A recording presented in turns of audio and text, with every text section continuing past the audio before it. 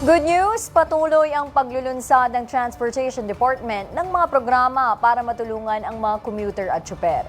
Kabilang dito ang pagpapalawig ng fuel subsidy at libreng sakay sa MRT sa lahat ng may national ID.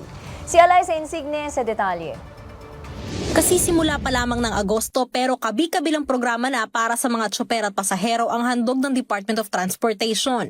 Isa na riyan ang mas pinahaba pang 10 pisong subsidy sa diesel ng Land Transportation Franchising and Regulatory Board o LTFRB para sa public utility vehicles na mag-expire na sana nitong July 31. Ngayong Agosto, extended ang subsidy. Kaya para sa kagaya ni Tatay Elmer, malaking tulong ito para madagdagan ang maiuwi niyang kita sa kanyang pamilya, lalo na ngayong mataas pa rin ang presyo ng langis. Kung ganun ang gagawin, mas maganda para sa amin, pabor para sa amin yung ganun. Medyo magaganda rin ang kita namin.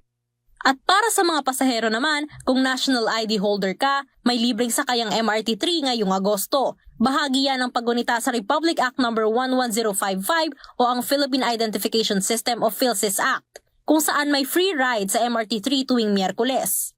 Magsisimula ng alas 7 hanggang alas 9 ng umaga ang unang batch ng libreng sakay, habang 5 p.m. to 7 p.m. naman ang ikalawang beses nito. Magkakaroon din ng libreng sakay sa September 16 bilang pagdiriwang naman ng Global Identity Day. Para sa totoong balita sa Bagong Pilipinas, Eliza Insigne ng IBC News para sa 13 sa tanghali ng Congress TV.